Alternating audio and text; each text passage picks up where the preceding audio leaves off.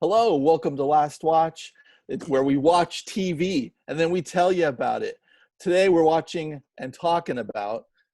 Can I do that over? Nah, just keep going. All right. Keep the tape rolling. Keep the tape rolling. Money Heist, episode 1 and 2 of season 1. His name is Bernard Meisler. I'm Tony DuShane. We co-host this stuff. Guest host this week is Mark Netter. How's everyone doing? Bernard. I'm all right. Mark is the director and writer of the sci-fi horror classic, Nightmare Code. Check it out. This week we're talking about Money Heist. And I had a hard time with this show. Was it the title? It was the title. So, which is like the dumbest title I've ever heard. It was like, why not Dollar Steal or Take Cash or something? Do you think the original Spanish title, House of Paper, is better? I think it's way better. Yes, it's La Casa de Papel, the original Spanish title, the House of Paper. They could have called it the Paper House, maybe, to avoid the awkwardness of translation. That's usually. Well, I think they were concerned about House of Cards. Oh, all right, makks sense. They still could have done a better job. They could have come on, Money Heist, come on. Well, it's almost. I disagree. It's similar though. After you say that, it's similar to kidnapping a baby.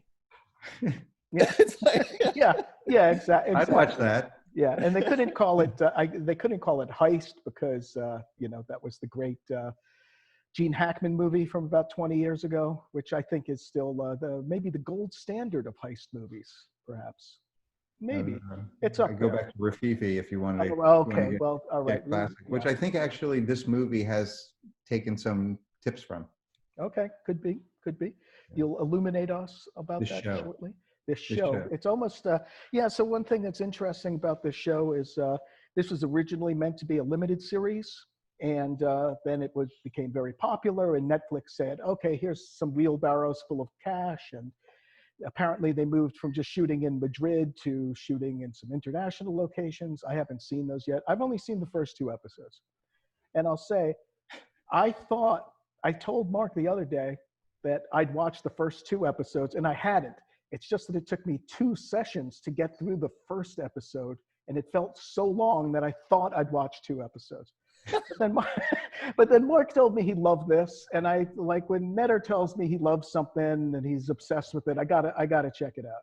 And, Same. He's the guy who turned me on to R. Crumb all those many years ago, and what a gift that was. You were into R. Crumb before me? No, I don't think so. I think you gave me a copy of Hup magazine. Because I had actually stopped reading comics when I was like 12, and then you got me back into comics. The more grown-up comics. The more grown-up comics, yeah. But also X-Men, the X-Men Renaissance, and Daredevil, and all that stuff. When you have a friend like that, you can. After that, you have to take all of their recommendations. If they turn you on to R. Crumb, you're just like, great. Buddy, you know what you've been missing out on? Celine Dion. I'm taking that down. All right, Celine. I'm more of an Enya man myself. Whoa, dogs. Even Leon objects to Enya. Okay. All right. Anyway, what I didn't like about that first episode, Tony and I have discussed this before. Like, what makes a good pilot? Our best example of a great pilot would be the first episode of Patriot, which is still a show that a lot of people haven't seen, where they really let you know what the show's going to be like. You get a feeling for the essence of the show. You're introduced to all the characters, even the minor ones. So anyway, I was first looking at this, and it's mostly about Tokyo, that first episode. Which kind of surprised me, because I watched all 4 seasons, and then I came back and watched both episodes yesterday of the first. Same. I totally forgot it was Tokyo's story. I didn't know. Right. But then I have some thoughts about that, actually. Okay, but hold on a sec. I just wanted to finish and say, I was like, what is this? This is like some second-rate Quentin Tarantino ripoff. Okay, so Tokyo looks like Mia Wallace. She's got a Mia Wallace haircut. They're sitting around. They need code names. Oh, should we use colors? It's like Reservoir Dogs. And I'm like, okay, this is like, you know, Europe's finally catching up as usual. They're a couple of decades behind the zeitgeist. 30 years later. Yeah, 30 years later. And it just like, it didn't grab me. There's the whole, they had that long sequence with Tokyo and Rio, the love scene. And it was just like, I found it very tedious. Second episode, they bring in the professor. They start focusing on the professor more. And they introduced, what's her name? Murillo. You know, Murillo. Murillo. Raquel. Well, God, you know it all. The inspector. Yeah. And that was very interesting. It started getting a lot more interesting as I started getting into the complexity of everything. So I'm in. After watching episode 2, I completely reversed my feelings about Money Heist. Yeah, and you know, one of the things was that I always tell people that didn't love episode 1 that they really haven't seen the beginning of the show. And it is both TV and it's also just a 22-hour movie. Right. And it's so unusual. The idea, because the first 2 seasons, what they call part 1 and part 2, are 22 episodes altogether. The idea that you would spend that much time in one location doing this heist is, I don't know that I can't think of another show that's ever done anything like that. So the entire first 2 seasons take place in the House of Paper, the Spanish Royal Mint, is that right? Or you know, and they have other locations, but that's the main location. You got the professor's hideout, you got the tent where the inspector and everybody are working, and you got a few other ones and then all the flashbacks to where they're training, because one of the geniuses of the show is that one of the genius aspects of the show is the way that they'll show you something happening in the present, and then they'll show you how they were trained for it or what led up to it. Right. This is another thing that led me thinking this is like a Tarantino ripoff. They're doing the time shifting thing, and there's all the pop culture references. Although I love that they were wearing Dali masks in the beginning. Yeah. Which is very Spanish. That's what hooked me. I think the very first time I saw even what it was the Salvador Dali masks, and I'm just like, all right. This show is so goofy. The first episode, I'm like, but I'm in with the Salvador Dali masks, and then the younger people going, "What is this? What stupid cartoon masks are these?" Yeah. You're schooling them. That's your heritage. You know, it's interesting. I remember not liking Tokyo for a long time. In fact, not until I really didn't think much of her until season 3. Really? Yes. Now, there's things I love about Tokyo. I mean, I love that she's action. I mean, you know, her big line is party time. Is it party time? Which is when she starts shooting. And so watching the first episode again, I realized that, you know, and evidently she was very popular in Spain because I think she's a Spanish archetype. It's kind of like Manic Pixie Girl, but with guns. And, you know, I was like, why did the professor pick her? Well, when I watched it again, I saw the professor's chosen her because she has experience. She's done 11 heists. You find this all out very quickly. And then he says he wants people who have nothing left to lose. And what I thought was one of the tricks of the storytelling is that by making her the narrator, and it oftentimes narrating things that they're taking literary license. She doesn't know. She doesn't know what the professor is thinking. She wasn't there when Raquel has something happen.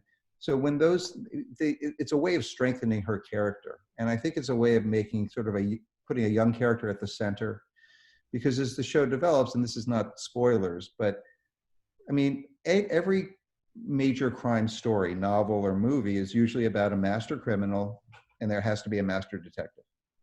You have to have masters on each side, and sometimes they're about how one slips into being the other, you know, the detective gets dirty, whatever it might be. So until you watch the second episode, you haven't even met the master detective. Right. And then the relationship between the master detective and the master criminal becomes very liminal at the end of the second episode. And that, to me, was the moment that locked me into the show. Yeah, I actually wanted to ask you a question, by the way. Yeah. What are you wearing? You haven't gotten to the part where he asked her about her orgasms yet. Oh, my goodness. I forgot about that because I just watched season 4. Was so excited. Was it season 4 that just dropped? Yeah, and I was so excited for it. And then, it was so much fun to just go back and then watch the first 2 episodes. But again, and Professor's creepy as hell. And yeah. Come on. This isn't the same guy I know, because I think they veered his character a little bit, not to be such a, not to be a guy that you would look at on a playground and go, can we just call the police right now, because he's gonna, it's gonna do some damage here. But yeah, it was. I don't know why they were going for such huge creep factor on him. But you can see why I was like not all in on that first episode, right? It was like that whole thing with the professor and the negotiator. That's what hooked me. I was like, okay, this is getting interesting. And then he meets her in the coffee shop at the end. And well, let's talk about how it's like TV. So TV is about characters. Good TV writers will always say it all comes back to characters. As clever as your show is, if you don't like the characters, if you're not at least compelled by the characters, I mean, I think about with this show, I think about Walter White a bit, I think about, some of that kind of thing. And I think that what happens over time is you start to feel like you get to know Denver. It took a long time for me. You start to feel that you get to know, I mean, my favorite characters are probably in order: Nairobi, the professor, and the inspector. And as you get to know Nairobi, and she also has the other thing too about the end of the second episode, and I don't want to do spoilers, but you don't know in the first episode what they're trying to do. You're completely wrong about what they're trying to do. Right. The second episode's a great reveal, because it's just like they want to be. Well, yeah, we'll spoil it. They want to be stuck in there. It's like, did you notice that the first time the professor talks to the inspector, she says, let's just tell me, what do you want? And he said, time. Yeah. And that's the trick of both seasons, is that they need as much time as possible to complete their plan. So everything is about stalling, which then makes for genius TV, right? Yeah. TV is always about like pushing back the goalposts. Yeah. And about stalling and filling and padding. Right. Yeah. And the other thing I want to say too is one of the biggest issues with, we live in this new age of TV, which I guess started, when you could do the recap of the previous weeks. They say Hill Street Blues was the first time they did previously on a regular basis. Really? Twin Peaks. And then you get to Twin Peaks, right? But you have issues with Twin Peaks, and you have issues with some other shows too, where now I think Damien Lindelof, who has said that you can have 40 great hours, but if you blow the last 15 minutes, then everybody thinks you're shit. And he should know, as the writer of Lost, right? Well, exactly. And I look at shows that I think didn't stick the landing. Like, I really liked a lot of Watchmen this past year, and I thought that one episode they did with the whole history of, going back to the massacre in Oklahoma and taking it to the present day was like maybe the best episode I saw of TV all year. I don't think they stuck the landing in the last episode. I didn't feel like I got more out of it. But at the end of the last episode of Money Heist season 2, where you finished the first heist and they didn't think they were going to have another season because Netflix hadn't blown up yet, you're satisfied. Like, you don't feel ripped off at all. These guys knew what they were doing. And I think the storytelling and the writing is so fucking strong on this show. And when I watch the first episode again, I'm just amazed at how fast stuff happens. You've got 22 episodes, but within the first 15, 20 minutes, they're already in the bank, in the mint. Yeah. And it does happen very fast. And I think that whole balance between character and story, hurts them at the beginning, but it's necessary. It's kind of like when people say, "Oh, that movie had a slow start, but I'm glad I stuck with it because it got great." Right. But some people turn it off. Yeah. Well, it's. I also just wanted to say too. So the show was created by the writer Alex Pina and the director Jesus Colmenar, and Pina was firm about making it a limited series. So that makes sense that it had a hard, complete ending after season 2. And then Netflix came along and was like, this is the #1 non-English show on Netflix. Would you like, so Money Heist. Like in that documentary, they talk about, they show up in Florence to shoot this part of the beginning of shooting season 3. And there's like thousands and thousands of people there to greet them. Right. Wow. And here's another. So strange. I just love, because they don't know that when they're in production and those actors are cast, and it's going. I don't know if did Netflix greenlight it before the first season? No, it was a Spanish Spain already. They were a flop. Oh, really? They were a flop in Spain. I didn't realize that. Okay. The series was a flop. Series was a flop in Spain. Interesting. And Netflix bought. Oh, so the whole crew and actors and everyone already had the huge disappointment of like, oh well, I guess I can get another gig. And then all of a sudden they talk about how like they're, you know, Jamie, like the guy who plays Denver, he's like, you know, my Instagram's at 4,000 and suddenly it's at 100,000. What happened? Wow. Is this where's this documentary? I need to watch that. It's on Netflix. Oh, okay. Okay. Yeah. So fantastic. I want to say something else about the show that I think is really interesting. So I love the heist, and they clearly have studied heist movies, and they also, there's other genres they throw in there. There's some domestic stuff, there's romance, there's other things. But one of the things that I think the creators have talked about this is it's very, and I spent like, you know, a week in Spain, like I don't know that much about Spanish culture, but it feels to me like it is very Spanish. That the idea that anytime anything goes wrong in these incredibly brilliant plants, it's always because of human emotion. And that the Spanish kind of valorize that to some degree, passion, you know, the idea that love is important and passion, and well, I can forgive that guy because he was passionate or something like that. Hence the heavy use of the color red, right? Which is that a big Spanish color? Yeah, and red is like the main palette of the show. The jump. That's why I had an erection for the whole time. Exactly. Okay. Yeah, and this is funny too. Apparently, also Kubrick is big on red. You know, Kubrick is all red and white. Yeah, and but apparently the Italian fashion house Diesel put out a line of the jumpsuits that they wear. No way. They're very popular. Yeah, everyone's wearing. Are people going to be dressing like this for Halloween? Probably, yeah. If we have Halloween. Yeah, just like people. Right. Since Halloween. Yeah, what is this Halloween thing you're talking about?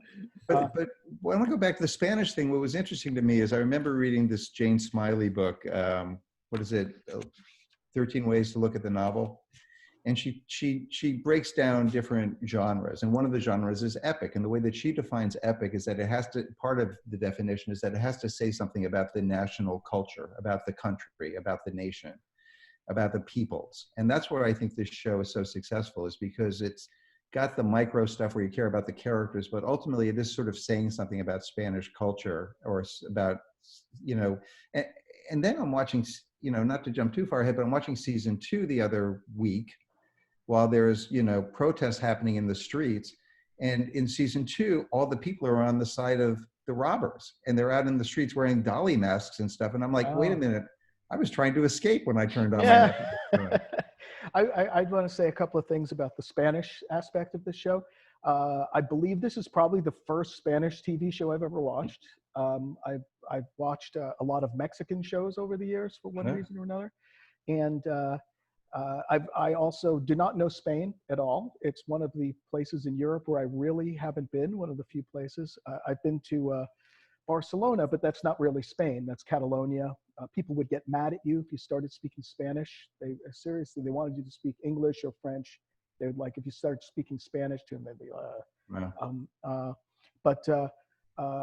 so I've watched a lot of Narcos this year, and it's funny. So my Spanish is like fairly good, and I know all the curse words, and I noticed they have different curse words in Spain. They use different ones, and the Castilian accent also cracks me up. They use it's got the lisp. They say they say policía. Yeah, it's funny. I find it cute. I listen to it and I just you know, it's like when you're getting mugged in Paris, you know, someone's trying to rip you off, and you're just like, I know you're ripping me off, but you sound so cute. Yeah, but anyway, I thought that was interesting, that I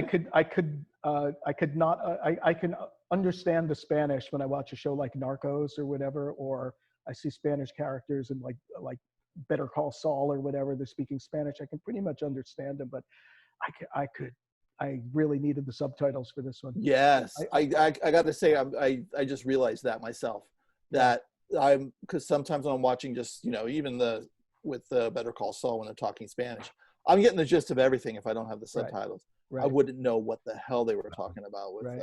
Yeah, I've had a student who told me that he's improved his Spanish by watching the show, and he's someone who was born in a Latino household, so. And so I also kind of love watching these, like, I love this about Netflix. They've got all these foreign shows, and you can watch like some dumb cop show, and you can feel smart, even though it's, you know. You know, my favorite pronunciation on the show is, you know, profesor. They call him profesor, but the way that Berlin says it is different from everybody else. He goes, Oh. Professor. Oh. What is it, Professor? But you were also talking about like the Spanish archetypes, that Tokyo and Nairobi to me looks like, I can't remember her name, but the woman was in all the Almodovar movies. Yeah, I thought the same thing too. Yeah, yeah. I think her family is Roma, like Gypsy originally. But I thought, because I kept thinking she was Indian, but then I've read some stuff that she might be from a Roma type family. Oh, interesting. Yeah. The story I heard too is that she wasn't in the original draft. They realized they needed another woman. She had done another show with Alex Pena. He said, if I give you the first 2 scripts, and if you like them, I'll write your character into the show. Oh, nice. Okay. Oh, wow. Yeah, definitely. Definitely. One woman was not enough for sure. So. Yeah. Well, I just love how Nairobi proves to be a fantastic leader. She's like a great boss. She knows how to get people excited. Yeah. See, I'm still early on, so I have barely touched on any of her characters, barely introduced. Doesn't have a whole lot of action in the first 2 episodes. Yeah, well, she at the end of the second episode, though, she's the one who's basically cheering everybody on and saying, "Now we get to work." Yeah, and she's the center of the world. True. And that's right. Yeah, she says it's like a rave. Let's work like we're at a rave. Yeah, yeah. Another funny thing is that all the money was actually printed by the Spanish Mint that they use in the show. Yes. Oh yeah. The Spanish Mint printed the money for them, but they made it extra large, so it couldn't be counterfeited. Oh, that's smart. Wow. Kind of funny. Yeah. That's pretty cool. Because I was thinking there was one scene, like when who was it? Denver and Moscow are in the vault in episode 1, and they're like Scrooge McDuck jumping on the giant pile of money, right? And he's holding up the money. And I was like, those look like real euros. Those don't look fake at all. And apparently, yeah, they were actually printed up. For probably films better too if they're a little bit bigger. Yep. Oh yeah, that makes sense. Yeah. Yeah. All right. Are we good? Does anyone else have anything more to say about? I just love that. I love that, like what Mark was saying earlier, that we got a 22. It's like a 22-hour movie, and how they got us into a heist in a 22-hour movie and keep us going is just magical. I can't believe it was a flop, and I wonder if it's something with the culture where they're just like, you know what, this is stupid, but we don't know enough about the references. Where we're just all like, oh no, we love it. It's almost like David Hasselhoff in Germany. Maybe we're wrong. Yeah, maybe we're wrong. Jerry Lewis in France. Yeah. Right. They could have called it The Night They Raided Mint Skis. How about that for a title? No. Wow. Yeah. Whoa. Sorry.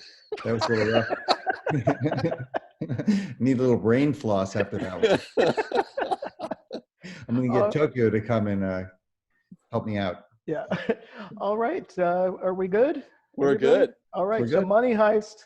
All thumbs up. All thumbs are up. Love it. All right, guys. Thanks.